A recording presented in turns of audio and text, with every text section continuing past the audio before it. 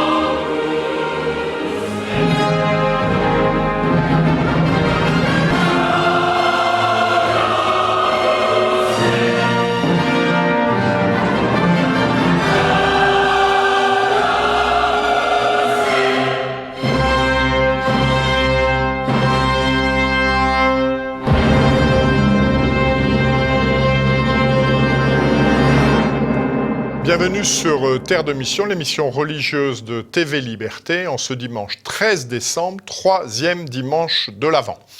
3 invités dans notre émission. Tout d'abord Laurent Lélékian, qui est analyste politique, spécialiste du Caucase et de l'Asie mineure, français d'origine arménienne, comme son nom l'indique, qui viendra faire le point sur la situation au Haut-Karabakh. Ensuite, monsieur l'abbé Raffray, prêtre de l'Institut du Bon Pasteur, professeur de philosophie à l'université pontificale de l'Angélicum à Rome, à propos d'un colloque qu'il a organisé, qui a donné lieu à la publication d'un ouvrage, Quelle pastorale 50 ans après Vatican II. Et ensuite, Arnaud Martin, responsable d'une publication dont il vient de remanier la maquette, le sommaire, etc. La Renaissance catholique.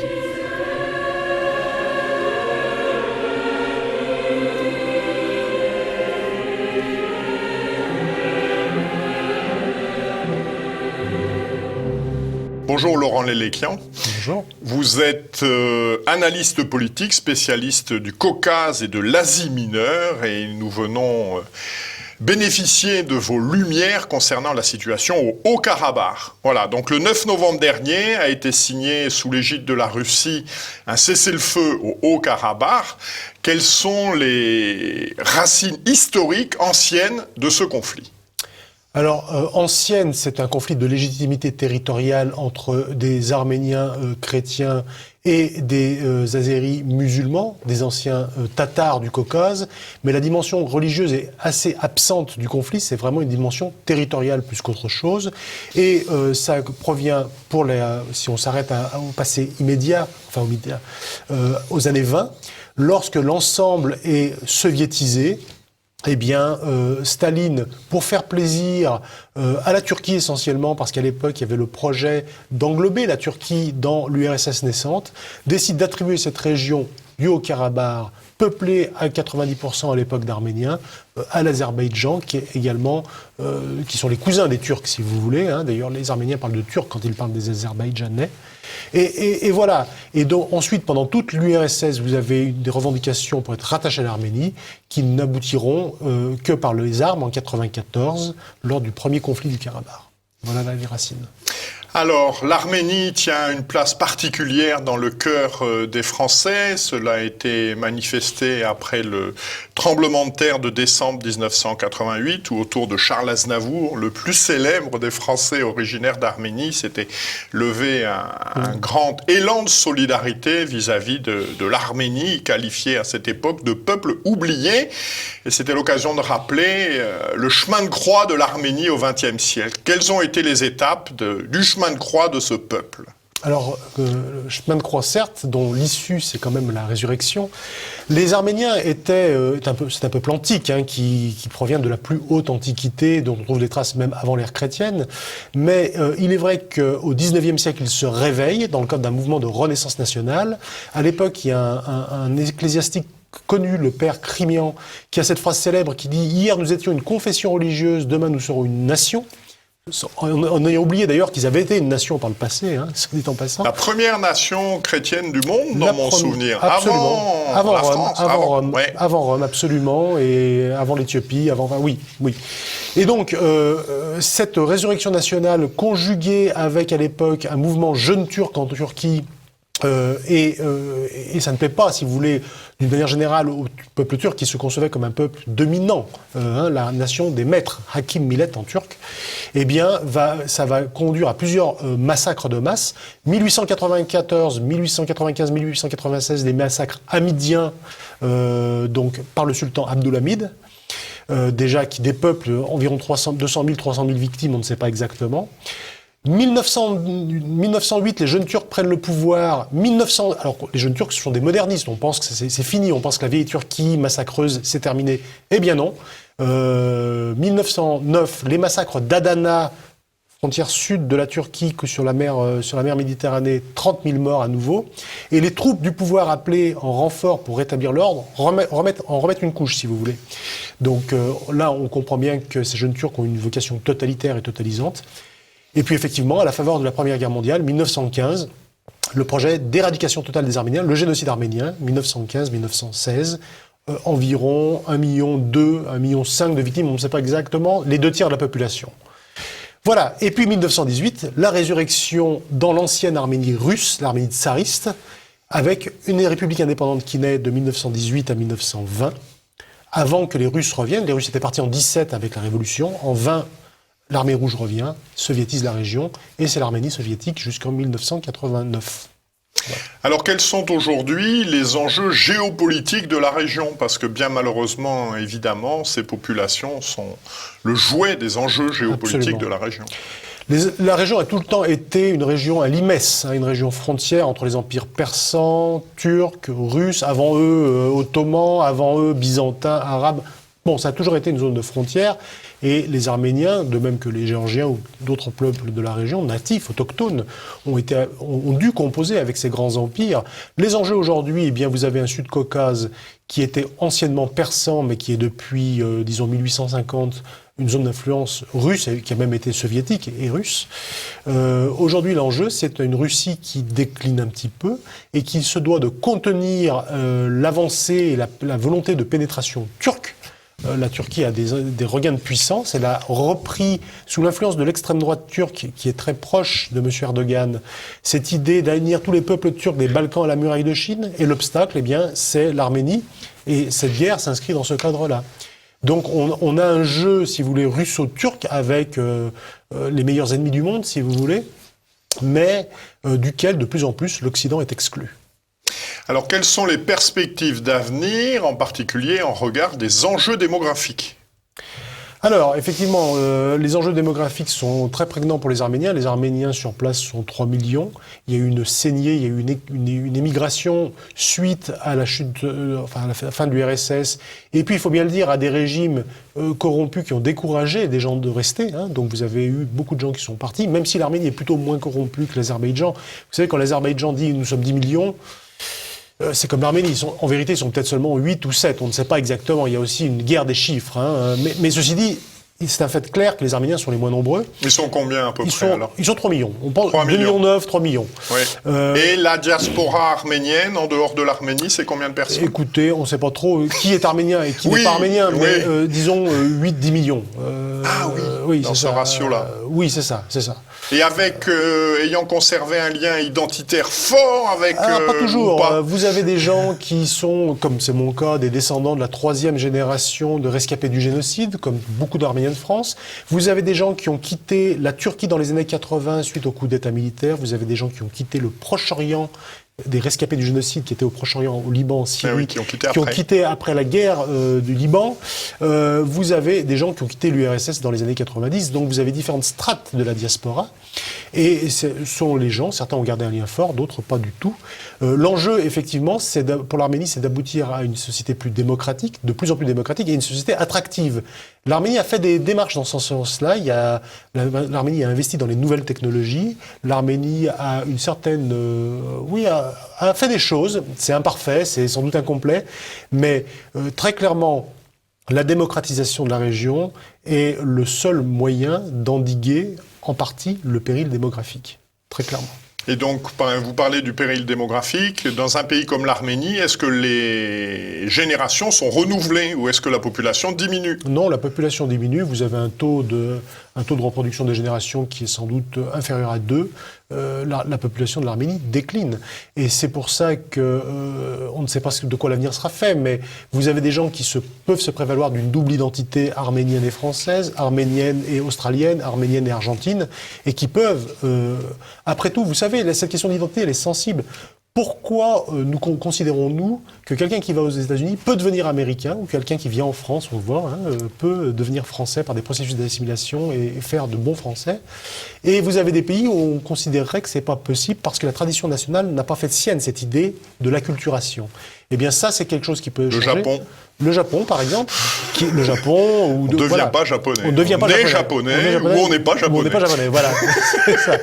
Eh bien, il faut souhaiter pour l'Arménie, qui numériquement ne représente pas grand-chose, qu'on puisse un jour devenir arménien. Je connais quelques exemples très frappants de ça, de gens qui ne sont pas arméniens du tout par le sang, en quelque sorte, et qui le sont devenus totalement par l'esprit. Alors l'idéal, ce serait quand même que les générations soient renouvelées. Est-ce que le gouvernement est conscient de ces difficultés ? Bien sûr, il y a des politiques natalistes, en particulier dans les régions, parce que non seulement si vous voulez, en Arménie, il y a peu de population, mais en plus, elle est très concentrée dans la capitale, à Yerevan.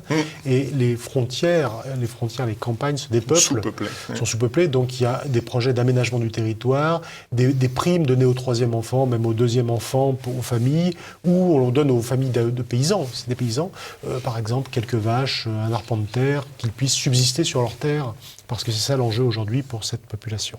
Et alors ça a des effets, ça, parce que c'est un grand débat, ça, plus général en Europe. Est-ce que les mesures économiques et financières peuvent relancer la natalité ?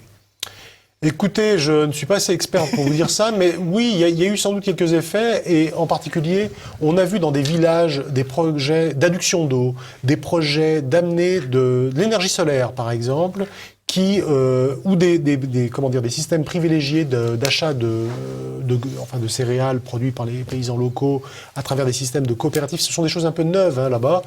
Si on connaissait ça du temps des kolkhozes, du temps soviétique, mais cette idée que des paysans indépendants se coopèrent ensemble, c'est quelque chose d'un peu neuf, et ça a permis dans une certaine mesure, mais dans une certaine mesure seulement, de maintenir les populations. Dernier point, comment aider l'Arménie ? Alors écoutez, vous avez avec cette guerre du Karabakh des initiatives politiques. On a vu que le Sénat a voté une résolution très forte. On a vu également que l'Assemblée nationale va bientôt voter des résolutions et il faudrait espérer que notre diplomatie sorte de cette position qui est une position d'impuissance volontaire en quelque sorte, pour paraphraser la Boétie, qui consiste à dire nous sommes neutres, nous ne faisons rien. Mais les simples citoyens peuvent aider. Tout simplement, par exemple, il existe le Fonds arménien de France, fondsarménien.org, je crois, qui recueille des dons. Il existe effectivement d'autres associations, par exemple les SOS Chrétiens d'Orient, qui contribuent, ou des associations arméniennes, en particulier, par exemple, la Fédération révolutionnaire arménienne, ou l'Union générale arménienne de bienfaisance, l'UGAB, qui organise des collectes de matériel médical. Et puis si vous avez une compétence particulière, un médecin par exemple, aujourd'hui il y a des blessés de guerre, un médecin, des gens qui veulent reconstruire de l'urbanisme, eh bien ils peuvent, bien sûr ils peuvent donner de l'argent, mais ils peuvent aussi s'engager auprès de ces associations et proposer leurs services. Eh bien, merci infiniment de ces explications et de vos éclairages sur cette situation qui nous apparaît parfois bien confuse. Merci bien. Merci beaucoup. Merci bien. Merci, monsieur. Au revoir.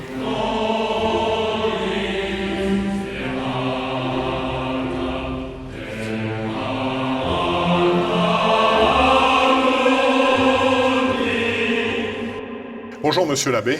Bonjour. Vous avez été le maître d'œuvre, puis le coordinateur d'un colloque qui s'est déroulé en juillet 2018 et qui a donné lieu, quelque temps plus tard, à la publication d'un ouvrage. Quelle pastorale 50 ans après Vatican II? Cette question n'est-elle pas un peu incongrue, alors que justement, Vatican II se voulait un concile pastoral? Surtout, je pense que la question, c'est pourquoi revenir aujourd'hui, 50 ans plus tard, sur quelque chose qui a eu lieu dans le passé et puis qui finalement n'excite pas tellement de passion dans le monde. Mais précisément, l'objet de cet ouvrage et du colloque qui a donné lieu à ce livre, eh bien, c'était d'étudier les racines, les sources d'un certain nombre de problèmes actuels, de problématiques récentes, contemporaines de l'Église et de défis pour l'Église aujourd'hui. Donc le fait de revenir sur Vatican II et sur sa dimension pastorale, eh bien, avait pour but de comprendre les défis pastoraux d'aujourd'hui. Parce que finalement, comme vous dites, Vatican II c'est voulu pastoral, mais au fond, on a dogmatisé une pastorale et même idéologisé une pastorale. Voilà, c'est la conférence de l'abbé Laguérie. Exactement, oui. C'est ce qu'explique tout à fait l'abbé Laguérie en introduction de l'ouvrage, et avec son style très agréable. Mais précisément, aujourd'hui, un certain nombre de défis de l'Église, de défis concrets d'évangélisation, de mission, sont comme bloqués ou mis en jeu à cause d'une idéologie qui s'est imposée dans les 50 dernières années, et sur laquelle il me semble, revenir. Au-delà des débats dogmatiques et doctrinaux, quel bilan peut-on tirer de cette nouvelle pastorale pour l'observateur un peu averti? Alors, je dirais, il y a la partie immergée de l'iceberg, celle que tout le monde voit. Je vous donne 2 chiffres. En 1995, il y avait 30 000 prêtres en France. Aujourd'hui, en 2017, c'est un article de La Croix, 15 000 prêtres, et on vise en 2025 qu'il n'y en ait plus que 6 000. Donc, si vous voulez, chaque catholique doit aujourd'hui comprendre que l'Église qu'il connaît aujourd'hui, c'est fini, et que demain, il y aura 2 voire 3 fois moins de prêtres. Et donc aussi 2 ou 3 fois moins de pratiques. Un ami curé de paroisse dans la campagne me disait hier que sur les 10 dernières années, il a fait le bilan de la paroisse. Le nombre de baptêmes et de mariages a été divisé par 2 et le nombre d'obsèques divisé par 3. Et donc, voilà, ça c'est la partie visible, la crise des vocations, la crise de la pratique religieuse, la crise de l'identité catholique de la France.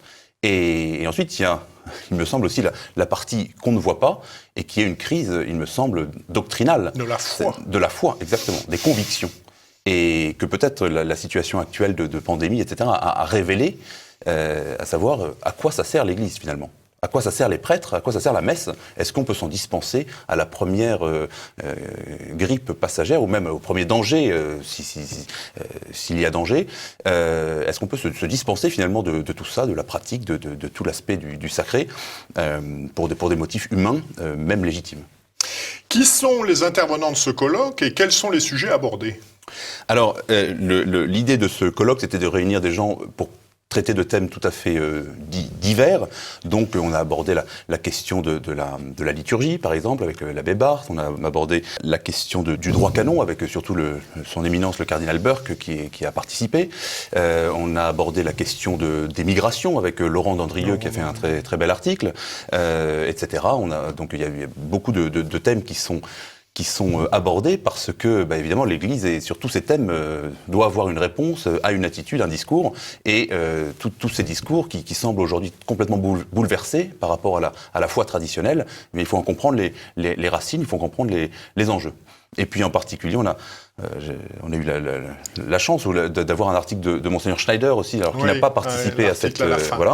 parce que, vous voyez, surtout, vigoureux, entre le colloque et l'édition de l'ouvrage, en fait, il y avait déjà eu tellement de nouveautés et de changements, en particulier l'histoire de la Pachamama, l'histoire des controverses sur le mariage des prêtres, il a fallu un peu actualiser ces défis pastoraux pour en comprendre le sens. Votre conférence porte sur ce que l'on a appelé la théologie des signes des temps. C'est quoi ça, la théologie des signes des temps? Alors c'est quelque chose d'assez étonnant, qui n'est pas tellement étudié, mais qui, pour le dire en quelques mots, c'est l'idée qui a été développée par des théologiens dans les années 50, 60, des Français, des Allemands, et qui est aujourd'hui mise en œuvre, qui consiste à dire que la révélation n'est pas quelque chose de fixe. C'est-à-dire que la foi traditionnelle disait, disons, que la révélation de Dieu aux hommes s'était terminée à la mort du dernier apôtre. Et ensuite, évidemment, il y a une évolution dans le sens de la présentation de la doctrine, de cette révélation, de la mise en œuvre et de son déroulement dans le temps. Mais la révélation elle-même est fixe. Pour ces théologiens modernes, la théologie des signes des temps consiste à dire que Dieu continue à se révéler et à ajouter, d'une certaine façon, une nouvelle révélation. Comme il s'est révélé en Jésus-Christ autrefois, il se révèle aujourd'hui dans les Indiens d'Amérique qui luttent pour leur liberté, il se révèle dans les migrants qui changent le monde et imposent un nouveau multiculturalisme, Dieu se révèle dans les exigences féministes ou de la théorie du genre, etc. Donc c'est cette idée que l'Église en fait doit suivre les mouvements sociaux de l'actualité, parce que finalement c'est Dieu que l'on voit à l'œuvre là-dedans. Alors, la difficulté, c'est que du coup, il n'y a plus une doctrine stable, mais que finalement, la doctrine change sans arrêt. Et voilà l'état dans lequel on est arrivé. Voilà, il me semble, l'une des raisons pour lesquelles on est arrivé à cette ambiguïté, ces contradictions de la pastorale et de la doctrine de l'Église. Que vous inspire, quant à la situation interne de l'Église de France, les positionnements, disons, pour le moins différents, des évêques de France sur ce sujet ? Je crois que la crise actuelle a révélé qu'il y a un problème grave de fond. Ce ne sont pas simplement des choix pastoraux, prudentiels. Ou des tempéraments. Ou des tempéraments, exactement. Mais que finalement, c'est de l'existence même de l'Église, de l'utilité même de l'Église qu'il s'agit. Et en un mot, est-ce que le rôle de l'Église, c'est de suivre les mouvements des temps et même d'être en avance sur, par exemple, les restrictions, sur les fermetures, sur les mesures sanitaires dans la crise sanitaire actuelle, ou est-ce que c'est de proposer véritablement un discours qui est hors du monde, hors du temps, qui est un discours d'éternité, un discours de vérité, et donc qui ne serait pas soumis aux exigences de l'instant, de la société, etc. Donc ce qui est en jeu, en un mot, c'est est-ce que l'Église travaille pour le sacré, pour l'éternité, pour le paradis et pour l'enfer, enfin contre l'enfer plutôt. Contre l'enfer, on espère. Mais, bien sûr. Ou est-ce que l'Église est au service de l'humanité, d'une humanité complètement changeante et doit s'adapter sans arrêt, doit adapter surtout sa doctrine sans arrêt aux évolutions du monde. Jean-Marie Guénois, dans un article remarqué du Figaro, évoquait il y a quelques jours, je le cite, à propos des évêques de France, des divergences sur le caractère sacré de la messe. Qu'en pensez-vous ? Je pense que c'est tout à fait bien vu et que c'est le fond du problème. C'est-à-dire, c'est le sacré qui est en jeu. Le sacré des liturgies, des rites, le sacré des personnes, l'identité du prêtre, qu'est-ce qu'une personne consacrée ?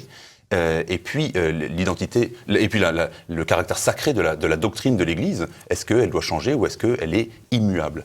Et voilà l'enjeu, c'est la sécularisation contre le sacré. Et je pense que le rôle précisément de l'Église, surtout dans cette crise actuelle, c'est exactement ça, c'est de défendre un discours que personne d'autre ne peut avoir. À savoir un discours qui vient de Dieu, un discours divin, un discours qui porte sur le surnaturel et donner des réponses véritablement surnaturelles, avec des conséquences humaines et sociales évidemment, mais qui soient d'abord fondées en Dieu, fondées dans l'éternité.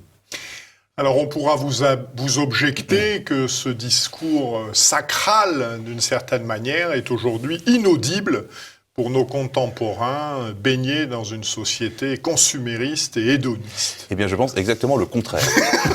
Je pense exactement le contraire, c'est que justement, dans la société de consommation, les hommes évidemment ne ressentent pas le besoin du sacré parce qu'on leur donne tout ce dont ils ont besoin. Et vous voyez, c'est l'ambiguïté du Concile Vatican II, la pastoralité de Vatican II, c'est-à-dire qu'on a voulu faire de la pastorale, donc sous prétexte de rendre la doctrine plus acceptable, de faire quelque chose de plus pastoral, et finalement on a détruit et la doctrine et la pastorale. Parce que, précisément, les hommes ont besoin d'un discours qu'ils n'entendent ni au supermarché, ni à la télé, ni à la radio, ni nulle part ailleurs que dans l'Église. Si l'Église tient le discours que d'autres tiennent, eh bien l'Église n'a plus de raison d'être. Alors voilà, il faut proposer le sacré, et les hommes ont soif du sacré. Les hommes modernes, surtout l'homme moderne qui n'arrête pas d'être baigné dans un flux d'informations, de consommation, de stress, de peur et de tyrannie, eh bien il a besoin d'un discours que seul Jésus-Christ peut lui donner. Saint Augustin, vous nous avez fait pour vous, ô mon Dieu, et notre cœur est inquiet tant qu'il ne repose pas en vous. Vous dites ça très bien. Oh, c'est vous pas moi, citez c'est Saint-Augustin. Saint-Augustin. Voilà, exactement. Mais ça résume très bien l'argument. Voilà. Merci beaucoup, monsieur l'abbé. Donc, je renvoie nos téléspectateurs à cet ouvrage. Quelle pastorale 50 ans après Vatican II, élément pour une critique constructive. Alors, ça n'est pas un catéchisme. C'est-à-dire, ça demande quand même un certain nombre de notions de catéchisme acquises. Et puis après, on mène les réflexions sur cette problématique. Voilà. Merci, monsieur l'abbé. Avec joie. Merci à vous.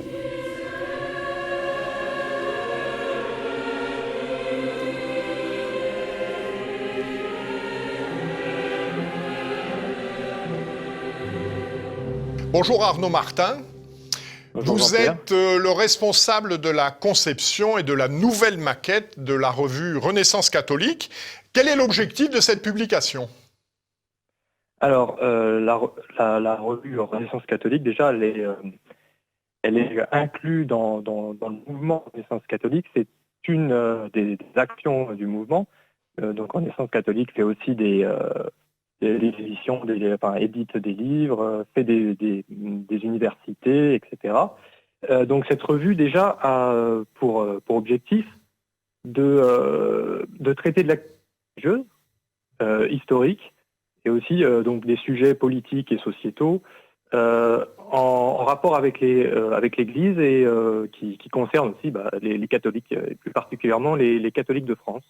Quelle est son originalité ? Parce qu'il existe quand même différentes publications catholiques disponibles. Qu'est-ce que cette publication a d'original ? Oui, alors tout à fait. Donc cette revue, elle a un positionnement très intéressant parce que elle traite des sujets religieux, tout en étant fidèle à la tradition de l'Église. Et en même temps, cette revue reste sans attachement à aucune chapelle, donc totalement indépendante. Et donc, ça lui permet aussi de profiter de nombreuses contributions. Diverses. Quel est le sommaire du numéro actuellement disponible ?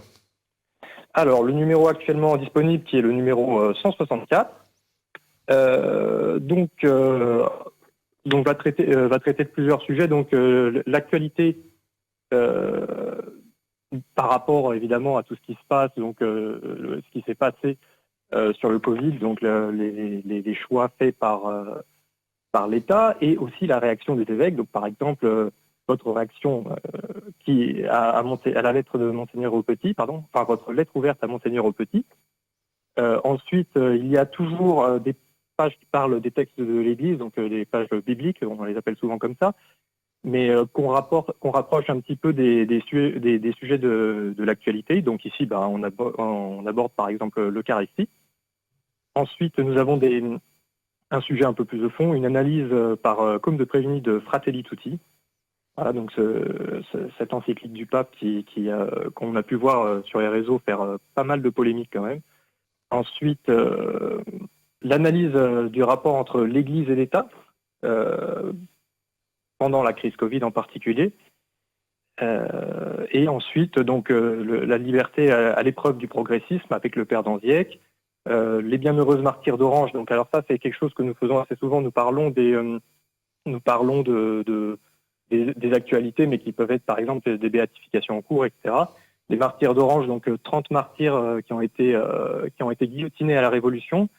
Et donc, nous avons un interview de Alexis Neliaski avec donc l'écrivain du livre et un témoignage du postulateur de la cause, le père Lelièvre.